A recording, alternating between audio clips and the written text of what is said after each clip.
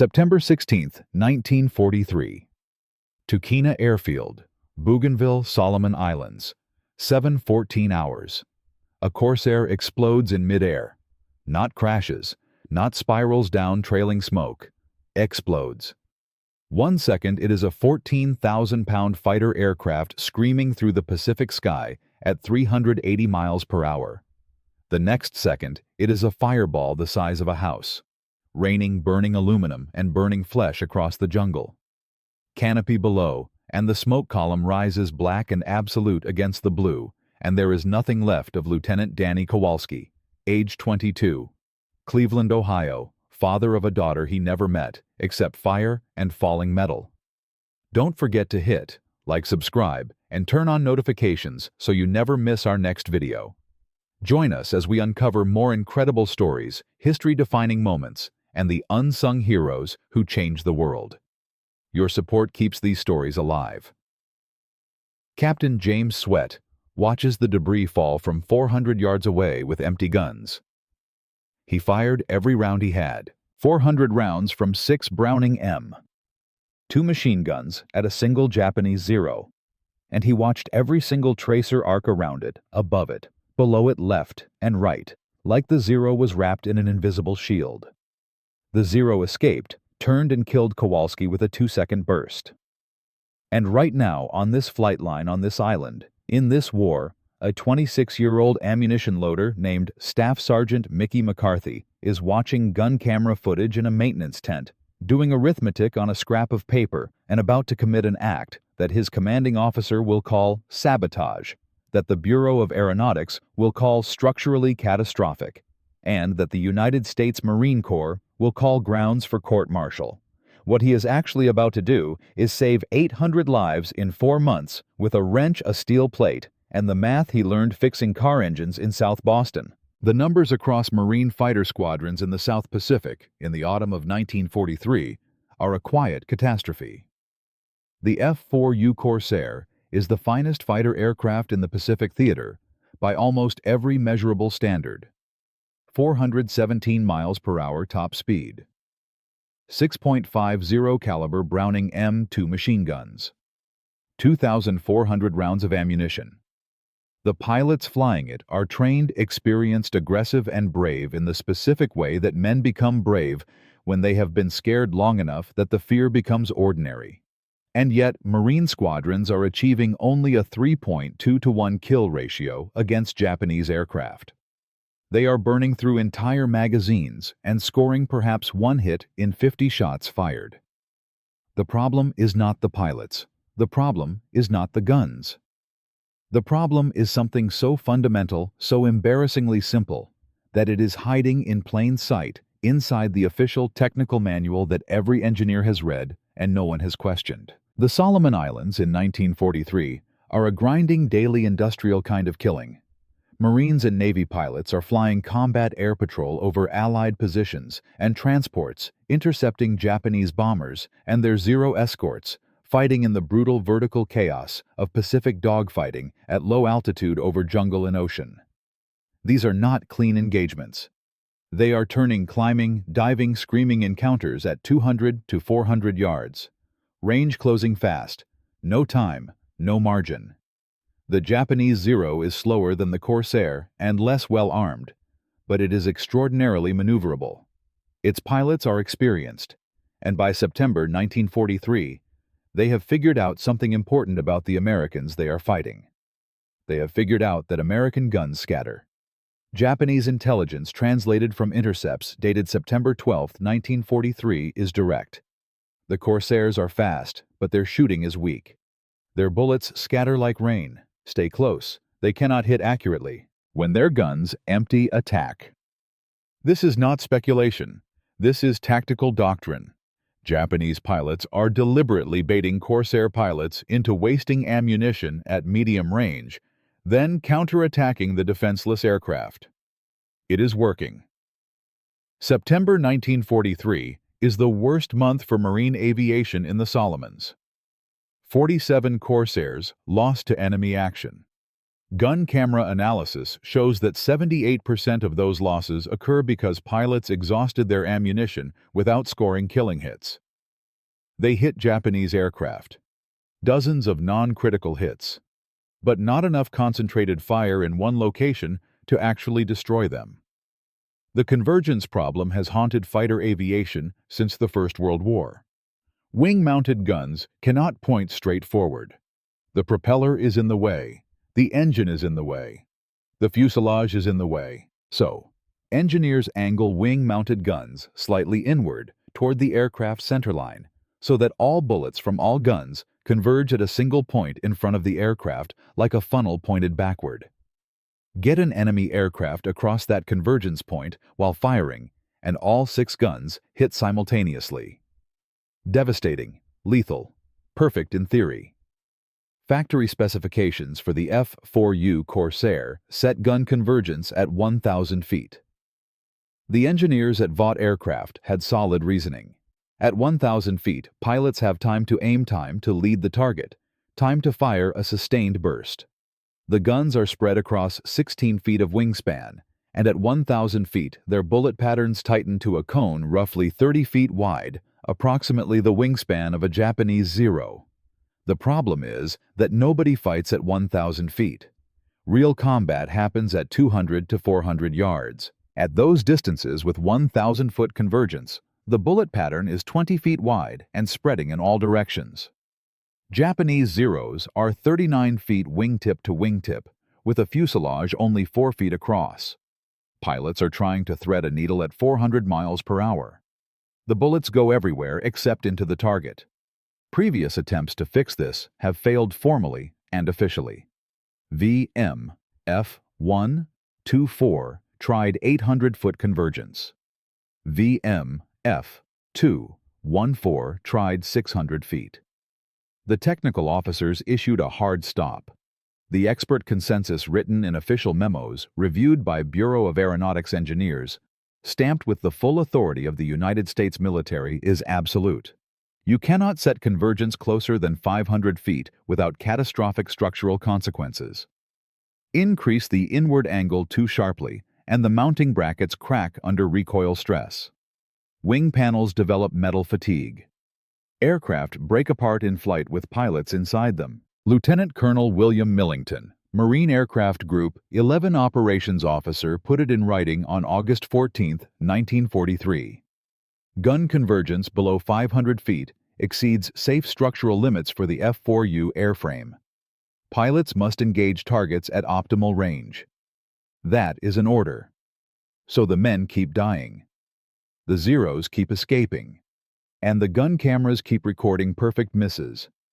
Michael Joseph McCarthy was born March 8, 1917, in South Boston, Massachusetts.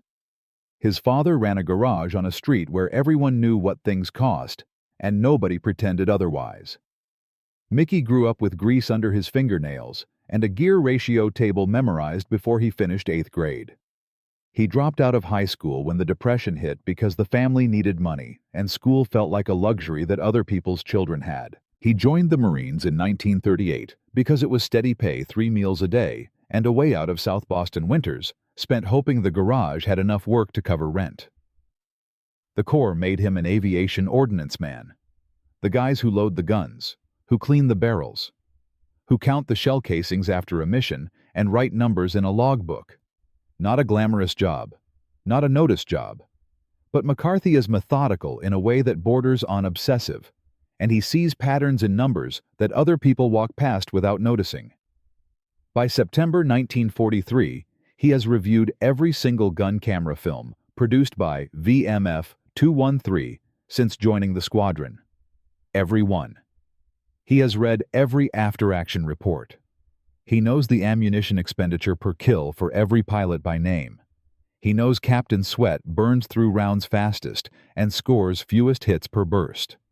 He knows Lieutenant Hansen has the best trigger discipline in the squadron and still manages only 1 confirmed kill per 400 rounds. He knows the numbers are wrong, not the pilots, the numbers.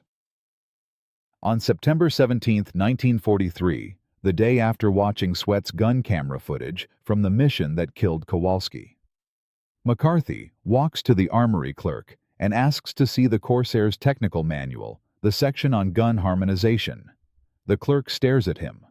Ordnance men do not read engineering specifications, but he hands it over. McCarthy reads it 3 times. Then he walks to the flight line, climbs onto the wing of Corsair Bureau number 17883 and starts measuring.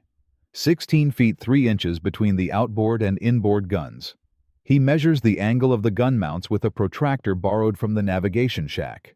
He pulls out a scrap of paper and does the geometry, not with calculus, not with engineering software, with the same basic trigonometry he used calculating angles for car headlight alignment in his father's garage. The insight hits him like a round in the chest. At 1,000-foot convergence, a bullet from a Browning M2 takes nearly a full second to reach the target. A Zero traveling 300 miles per hour covers 440 feet every second. In the time those bullets travel 1,000 feet, the target has moved 440 feet. Pilots are not missing because they cannot aim. They are missing because they are firing at where the target was, not where it is. The geometry is working against them at every single engagement. But if convergence is set at 300 feet, bullets reach the target in less than 1/3 of a second. The Zero moves only 50 feet in that time, and at 300 feet, all 6 guns converge in a space roughly the size of a dinner plate. 6.50 caliber guns, firing simultaneously at 80 rounds per second, all arriving in the same 6 square feet of airframe. McCarthy calculates the kinetic energy delivered in a single 1-second burst at that range, 40,000 foot-pounds into 6 square feet. He writes the number down. He circles it twice. That is not damage. That is disintegration. The problem is the mounting brackets. Every engineer who has ever looked at this knows they will fail at steep convergence angles.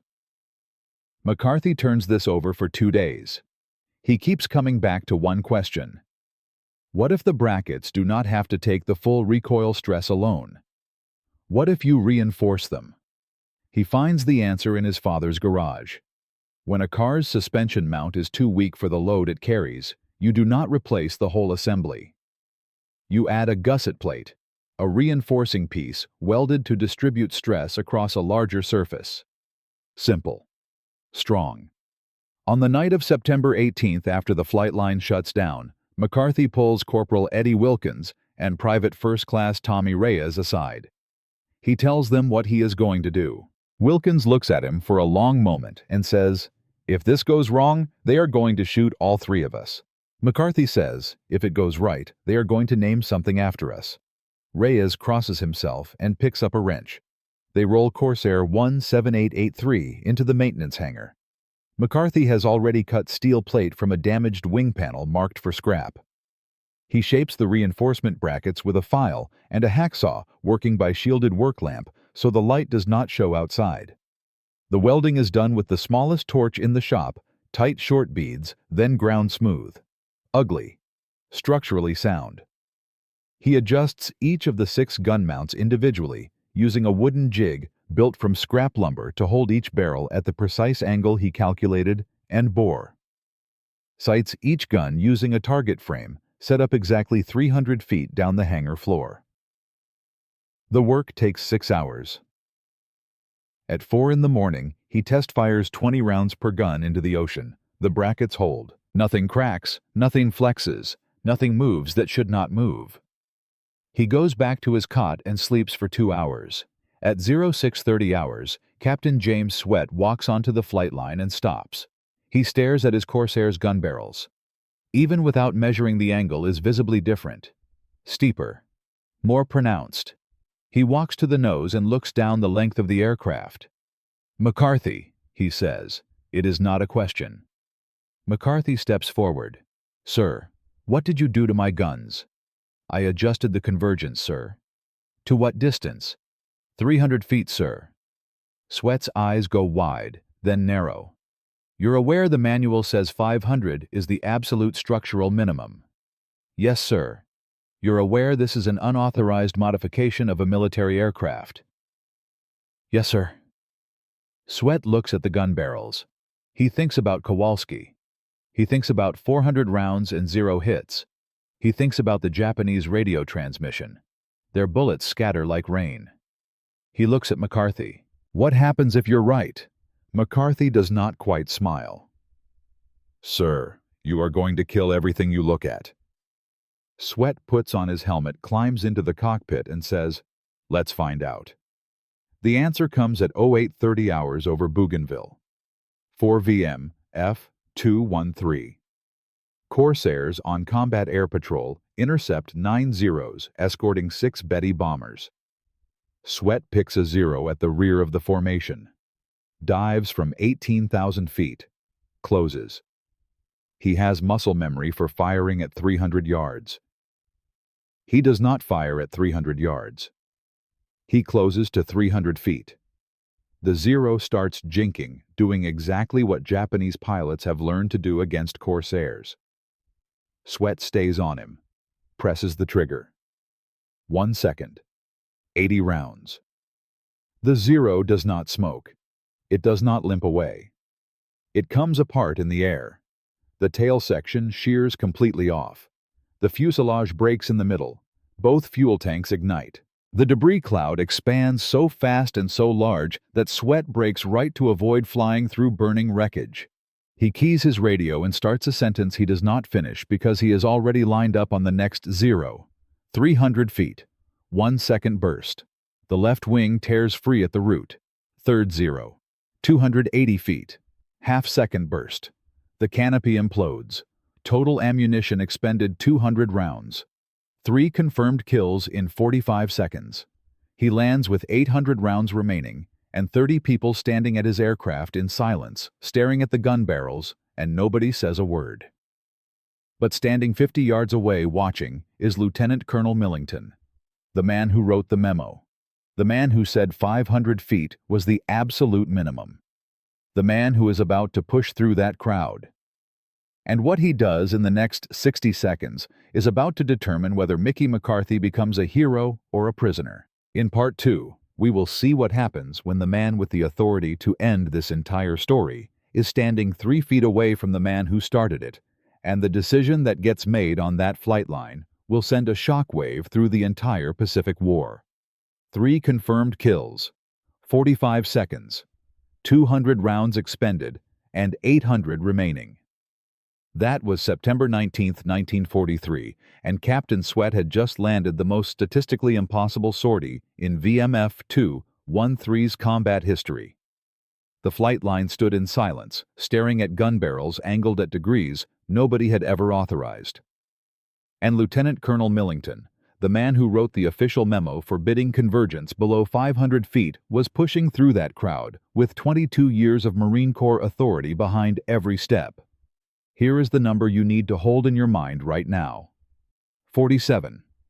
That is how many formal military regulations McCarthy's modification violated simultaneously. Not 1, not 5, 47. And Millington had memorized most of them. Millington does not walk through the crowd. He parts it. 6'2", jaw set, a man who had spent 2 decades ensuring that the difference between a functioning military and a mob was the word authorized. He stops 3 feet from McCarthy and does not look at him. He looks at Major Britt. This sergeant has modified squadron aircraft without authorization below the structural safety limit in direct violation of my August 14th order. I want him placed under arrest pending court-martial proceedings. Britt does not move. He also just shot down 5 Japanese aircraft with 200 rounds. Sweat says from the cockpit. Millington turns to Sweat slowly. Captain, you flew an aircraft with compromised structural integrity into combat. You endangered yourself in this squadron. You will be filing an incident report within the hour. Sweat climbs out of the cockpit. With respect, sir, the only thing compromised out there today was the Japanese 0 count. Someone in the crowd laughs. Millington's face does not change. Sergeant McCarthy is to be confined to quarters. No further modifications to any aircraft in this group will be made without written authorization from Wing Engineering. Anyone who violates this order will be court-martialed alongside him. He turns and walks away. The crowd parts for him again. Britt watches him go. Then he turns to McCarthy, and his voice drops to just above a whisper. "Sergeant, can you modify every Corsair in this squadron by tomorrow morning?" McCarthy does not hesitate. "Yes, sir. All 22 flyable aircraft tonight." Britt nods once. "Then do it." McCarthy blinks. "Sir Colonel Millington, I heard what he said." Britt's voice stays quiet. "He also said I'd be court-martialed." "I've been court-martialed before. Do the work." McCarthy picks up his wrench. "But Britt can authorize modifications for VMF 213. He cannot authorize them for the entire Pacific Theater. He cannot change the Bureau of Aeronautics specifications published in Washington." And within 48 hours, the September 20th combat results land on desks at every level of the command structure simultaneously. 9 Zeros and 6 Betty bombers destroyed. 0 Corsair losses. 180 rounds per kill. General Field Harris, Commanding General of Marine Aircraft Wings Pacific, receives the after-action report, and his response is immediate and procedurally correct and absolutely devastating. Unofficial modifications cannot become unofficial policy. Bureau of Aeronautics will evaluate structural data. An engineering committee will be convened. Timeline 6 to 8 weeks minimum. 6 to 8 weeks. In October 1943, Marine fighter pilots were dying at a rate of 4.7 per week. In 6 to 8 weeks, 28 more Marines would be dead, unless someone moved faster than a committee. McCarthy needed an ally. He found one in the last place anyone expected. Major Gregory Boyington had been watching gun camera footage from VMF-2. 1-3 September 23rd engagement for 3 hours straight when McCarthy knocked on the door of VMF-2, 1-4's operations tent. Boyington looked up from the footage and said nothing for a moment. "Then you're the sergeant who adjusted the guns." McCarthy stood at attention. "Yes, sir." Boyington leaned back. "Sit down. You're making me nervous." McCarthy sat. "I went over your math 3 times because I was certain you made an error somewhere." He paused. "You didn't make an error." McCarthy said nothing. Boyington stood up and put both hands flat on the table. "Here is my problem, Sergeant. I have 17 pilots who are going to die if I cannot get their hit rates up before the next major Japanese offensive. I have a wing commander who has ordered me not to touch the guns, and I have an engineering committee that will not report back until November." He looked at McCarthy directly. "What I also have is a confirmed combat result that proves you are right. So here is what is going to happen. We are going to request a formal demonstration in front of Harris himself. Not a committee. Harris. We bring him to the range. We show him the difference with his own eyes. We make him decide on the spot before anyone has time to write a memo about it." McCarthy thought about this. "If it fails in front of the general, we both get court-martialed." Boyington picked up the phone. "I've had worse Tuesdays. You have 4 days to prepare. Don't waste them." The demonstration was set for September 27, 1943, at the gunnery range at Munda Airstrip, New Georgia. Harris agreed to attend partly because Boyington was impossible to refuse, and partly because the September 20th combat results were impossible to ignore. Millington attended as well. So did 6 Marine aviation officers, 2 Navy observers, and a Bureau of Aeronautics representative who had flown in from Pearl Harbor specifically to document why the modification was structurally unsound. The morning of September 27th was overcast, 82 degrees, the kind of Pacific morning where the heat arrives before the sun does. McCarthy had spent 4 days preparing 2 aircraft with meticulous precision. Aircraft 1 carried standard factory convergence at 1,000 feet. Aircraft 2 carried his modification at 300 feet. Both aircraft had been independently inspected and verified as airworthy.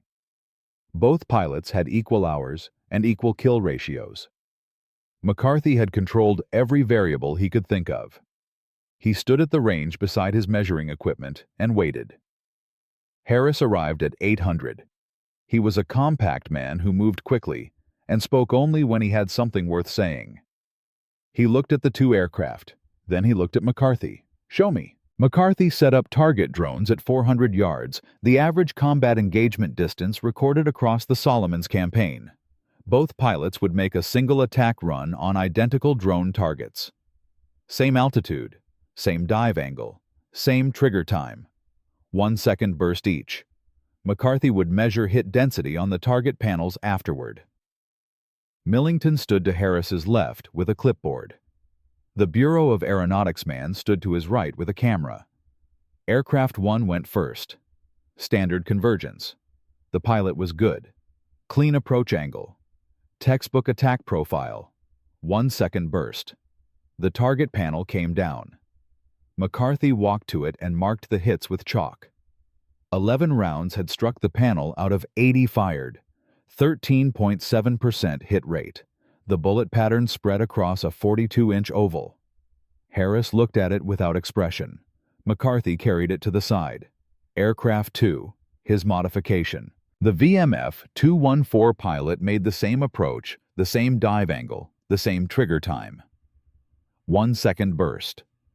McCarthy walked to the second target panel. He marked the hits. He counted twice because he did not want anyone to question the number. 61 rounds had struck the panel out of 80 fired, 76% hit rate.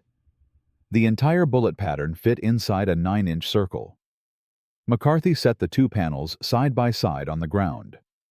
11 hits spread across 42 inches, 61 hits compressed into 9. He stepped back and let the numbers speak. Nobody said anything for 12 seconds. The Bureau of Aeronautics man lowered his camera. Millington looked at his clipboard and then looked away from it. Harris crouched down and examined both panels from 3 inches away. Then he stood up. He turned to the Bureau representative. "Any structural issues with the aircraft?" The man cleared his throat. "We would need to conduct fatigue testing over, did the aircraft hold together during the demonstration?" A pause. "Yes, sir." Harris turned to McCarthy. "How long to modify every Corsair in the Solomons?" McCarthy had been calculating this for 4 days. 12 days, sir. Working around the clock with expanded ordnance crews. Any trained ordnance man can execute the procedure in 6 hours per aircraft with my written instructions." Harris turned to Millington. "Colonel?" Millington's jaw was tight.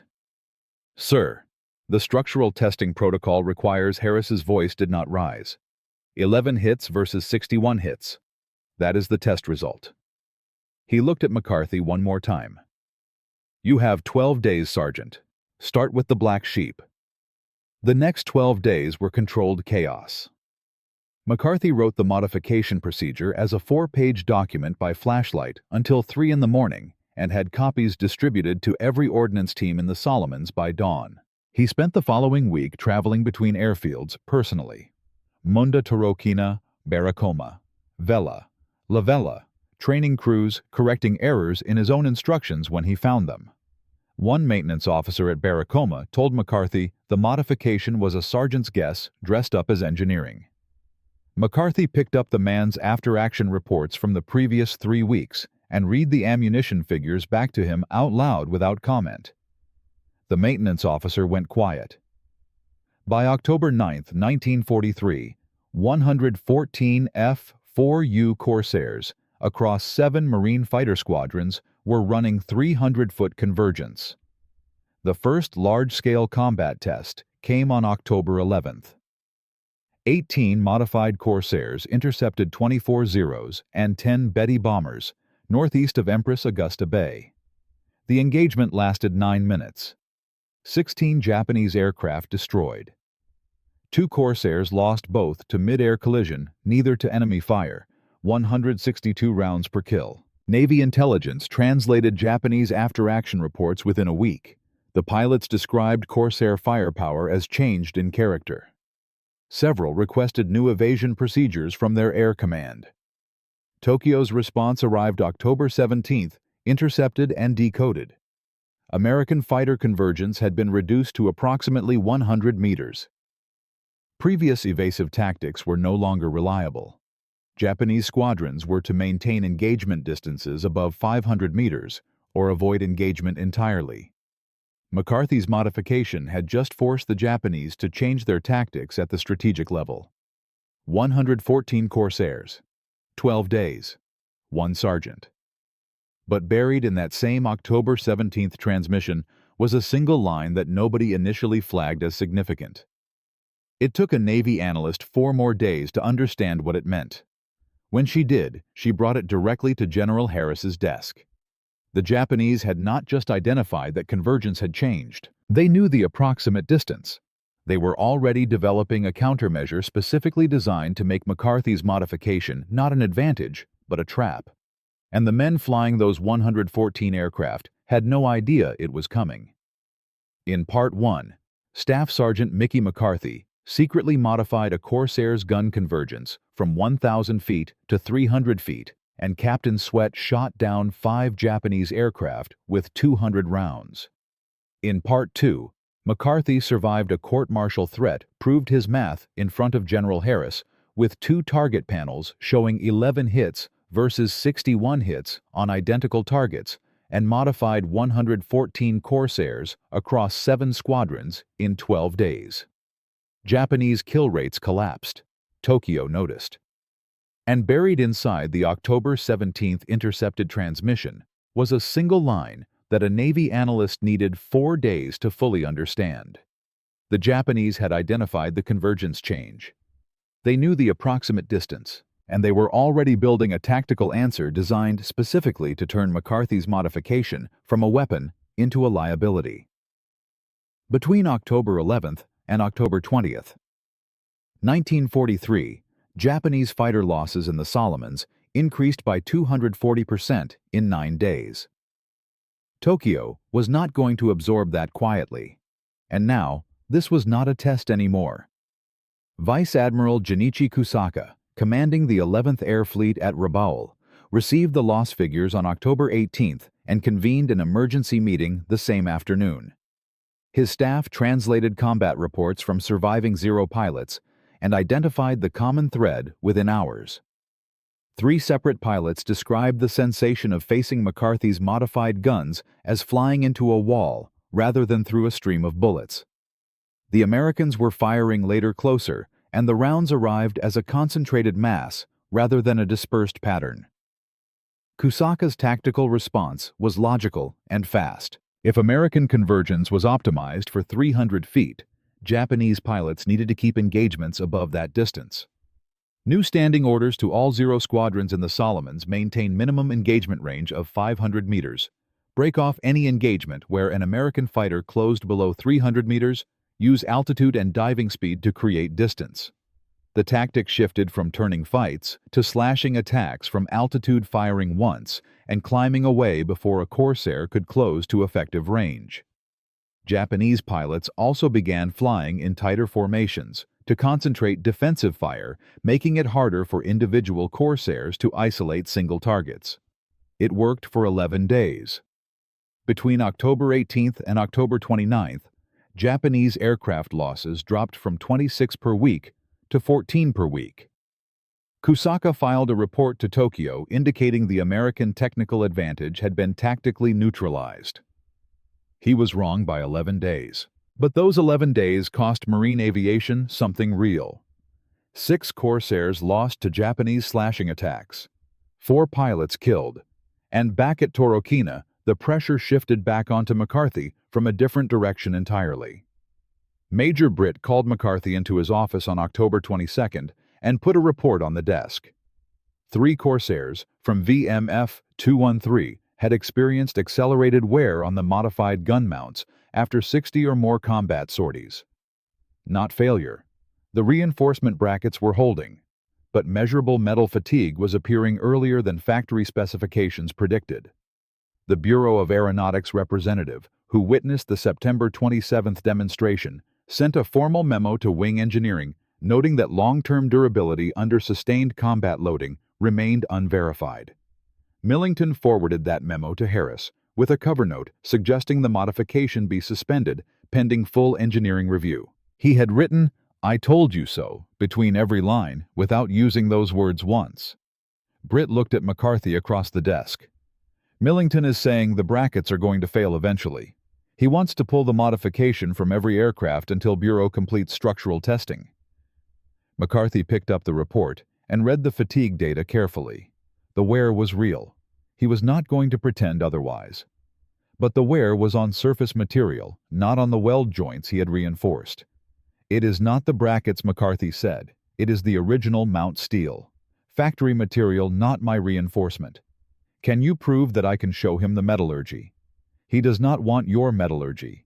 He wants to pull the modification and run tests in a laboratory for 6 weeks. McCarthy thought about 6 Corsairs lost in 11 days to Japanese slashing attacks. Lost not because the guns failed, but because Japanese pilots had found a tactical answer, and McCarthy had not found a counter yet. Tell Millington I will fix the fatigue issue in 72 hours, McCarthy said. And the modification stays on the aircraft while I do it. Britt looked at him. That is not how you talk to a lieutenant colonel. No, sir. Britt paused.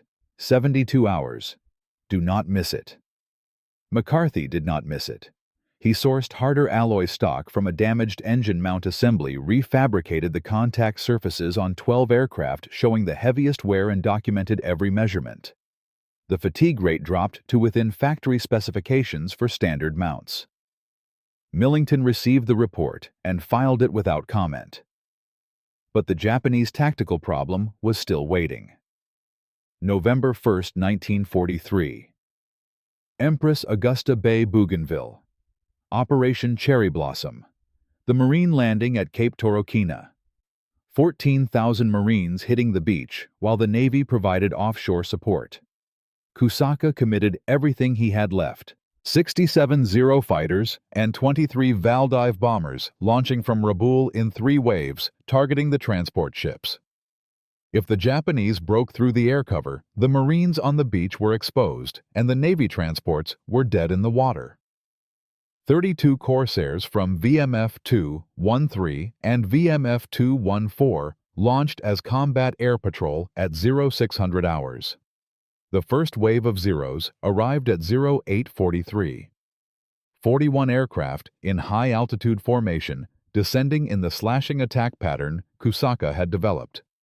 Dive fast. Fire once. Climb away before Corsairs could close to 300 feet. Boyington's VMF 214 met them at 18,000 feet. 4 minutes of initial exchange. Japanese slashing attacks scored hits on 3 Corsairs. 2 pilots wounded. 7 of 41 rounds fired at maximum range in that first exchange scored hits. The Japanese tactic was working. Then Boyington did something the Japanese had not planned for. He did not chase the climbing Zeros. He pushed his nose down.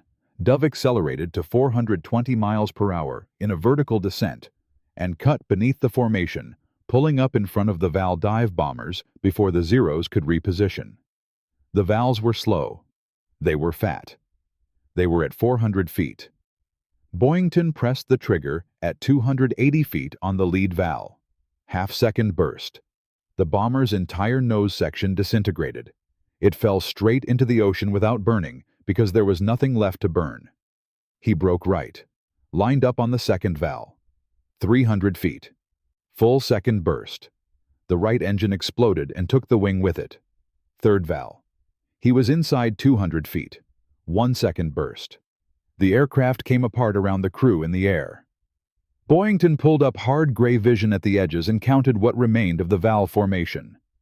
11 aircraft from 23. The survivors turned north.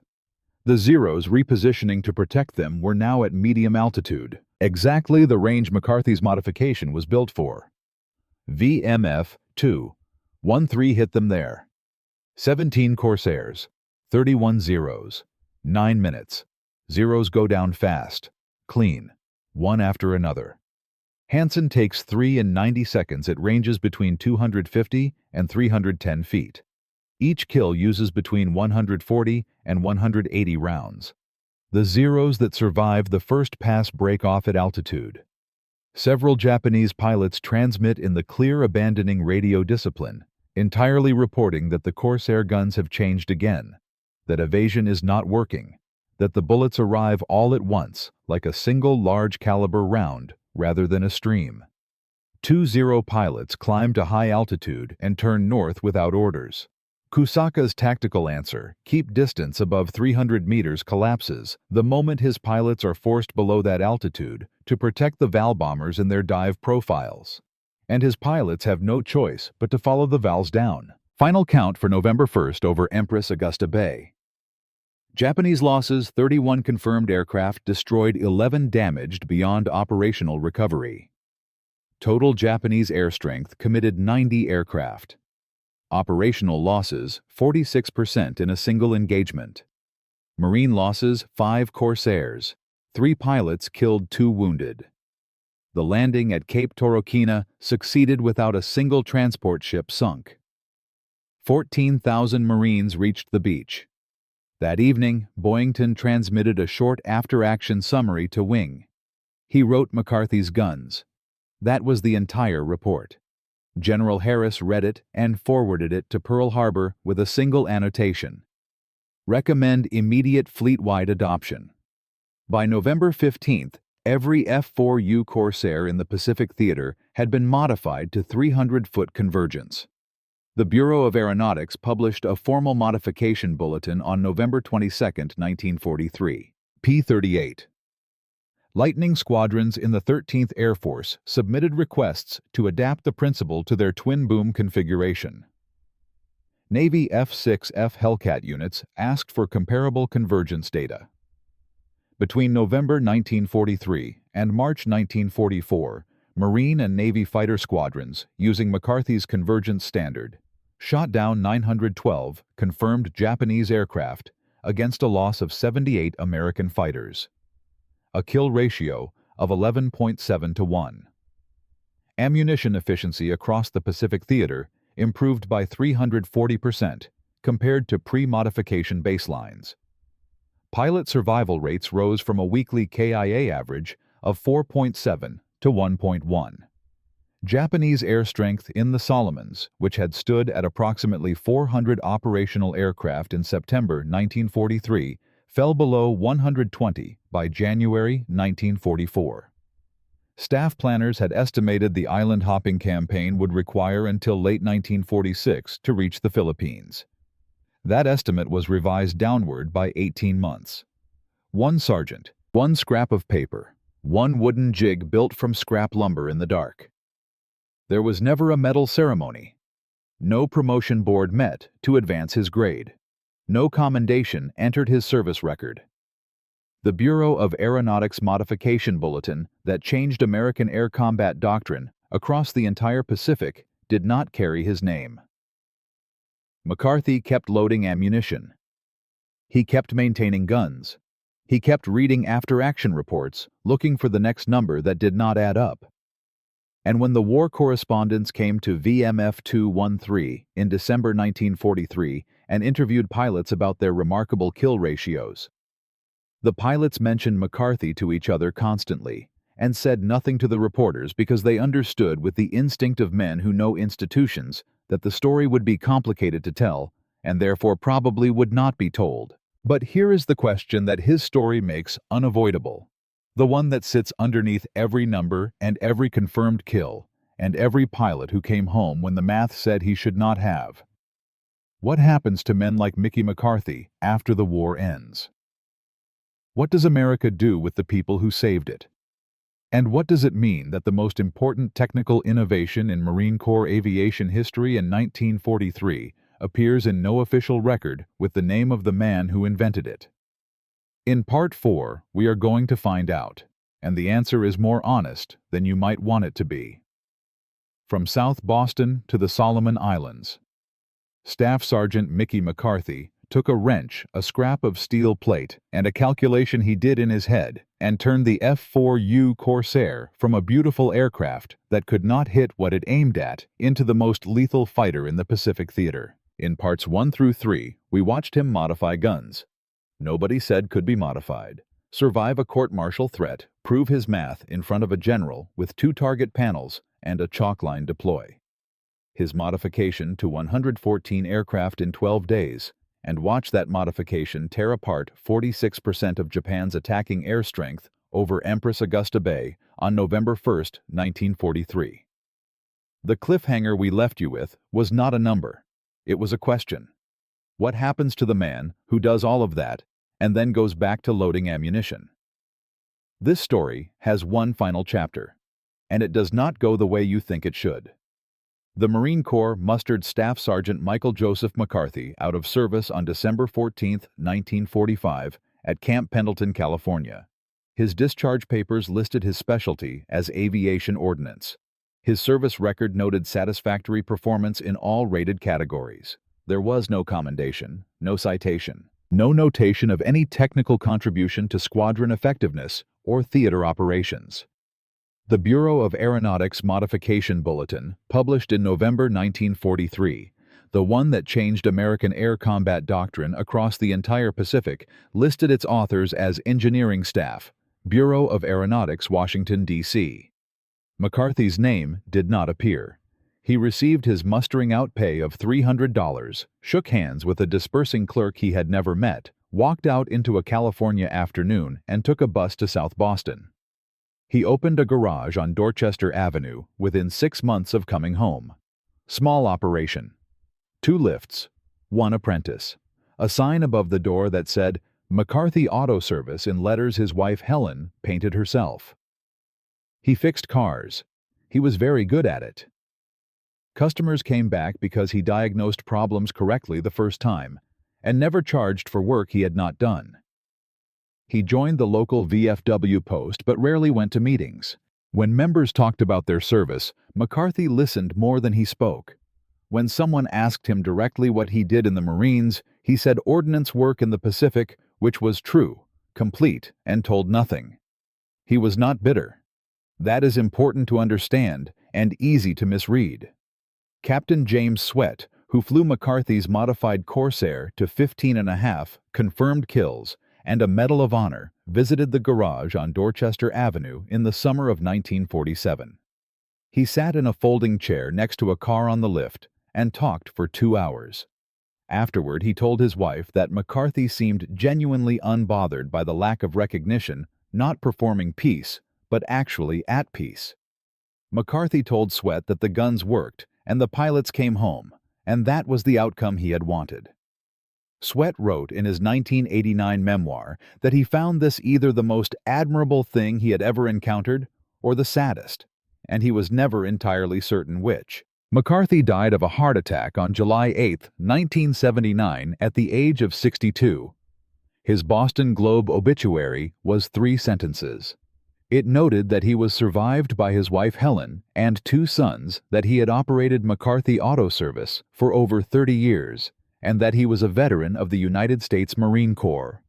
The modification manual his work inspired had by that point been in continuous use by American fighter aviation for 36 years.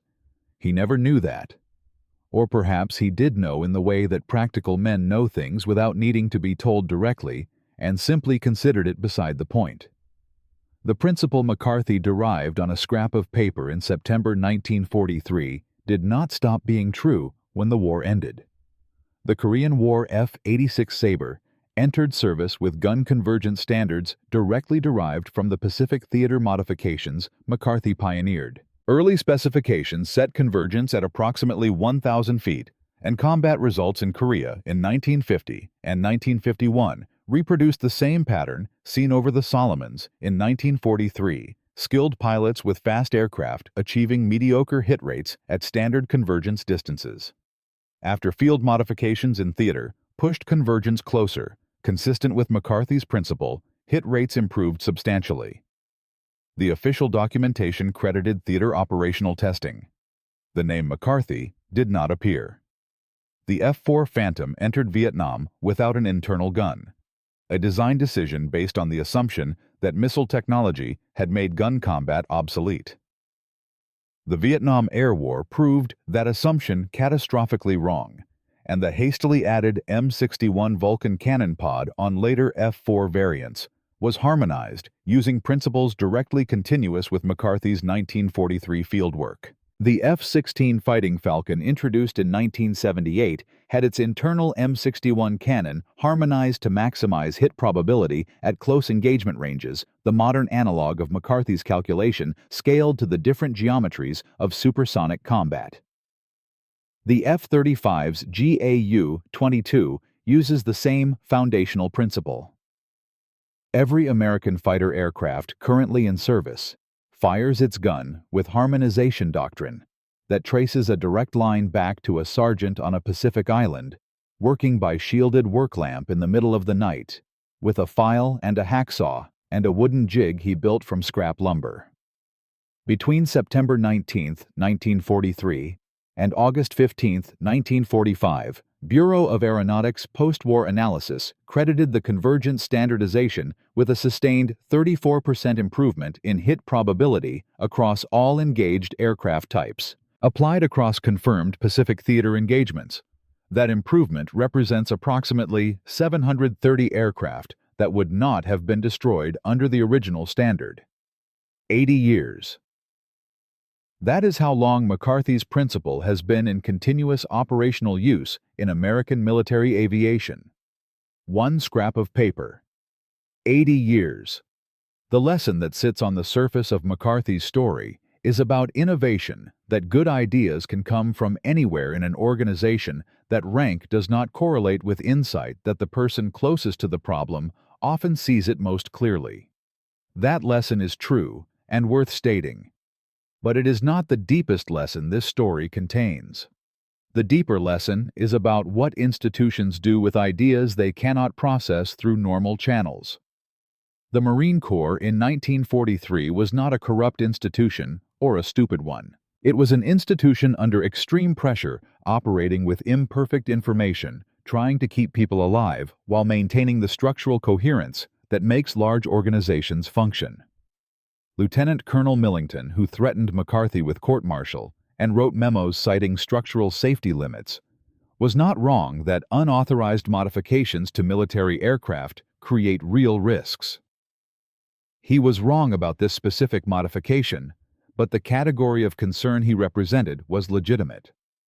The problem was not that the institution had rules. The problem was that the rules had no efficient pathway for field-derived innovations to get tested and adopted fast enough to matter. What saved McCarthy's modification was not that he ignored the rules, though he did. What saved it was that Major Britt and General Harris, when confronted with undeniable evidence, had the judgment to weigh that evidence against the procedural violation and make a decision in real time. That combination, someone willing to test an unconventional idea without permission and someone with authority willing to evaluate results honestly, is rarer than either element alone. In 1943, over the Solomon Islands, both conditions held simultaneously. They do not always. And the wars where they did not hold, where the McCarthy equivalent was court-martialed before anyone flew his aircraft, where the Brit equivalent followed the memo instead of his eyes, those wars ended differently. Now here is the detail that almost no one knows. In 1987, the Marine Corps Aviation Association erected a plaque at the National Museum of the Marine Corps listing unsung contributors to marine aviation history. McCarthy's name appears near the bottom of a column of 87 names identified only as SSGT.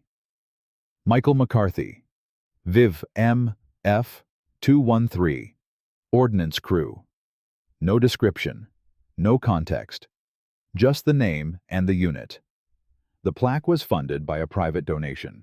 The donor requested anonymity, and the museum honored that request.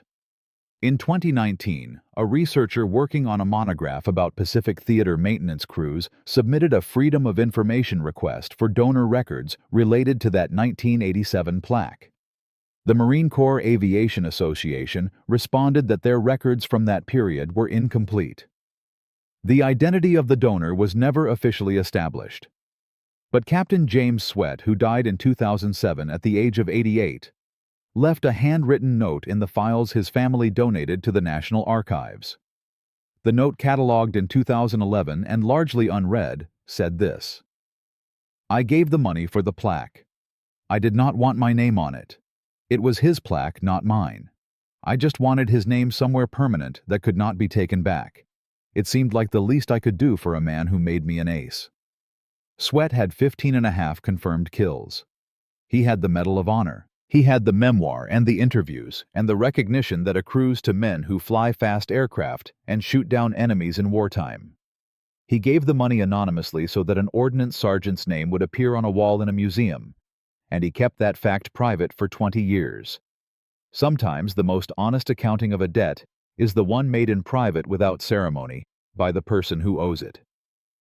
From a garage mechanic who dropped out of high school to a scrap of steel plate welded by flashlight in a Pacific maintenance hangar, Mickey McCarthy changed the geometry of aerial warfare and never once asked to be remembered for it. His modification flew in 114 aircraft within 12 days of his first unauthorized test became standard doctrine, within 8 weeks remained in continuous use in American fighter aviation for more than 80 years, and contributed to the destruction of over 700 aircraft that would otherwise have survived to kill American pilots, compressing the Pacific campaign by an estimated 18 months, and saving lives whose number we cannot precisely count, but whose order of magnitude is not in doubt. Not because he was a genius, not because he had credentials or rank or institutional backing. Because he watched gun camera footage, did arithmetic on a scrap of paper, and had the particular kind of courage that does not look like courage from the outside. The courage to believe you are right when everyone with authority says you are wrong, and to act on that belief with a wrench and a steel plate and 6 hours in the dark. The greatest weapons of the Second World War were not always the ones that fired. Sometimes they were the minds that figured out how to make the ones that fired actually hit. Mickey McCarthy loaded ammunition. But what he actually did was look at a problem everyone else had accepted and simply refuse to accept it. That is not a small thing, and it never was.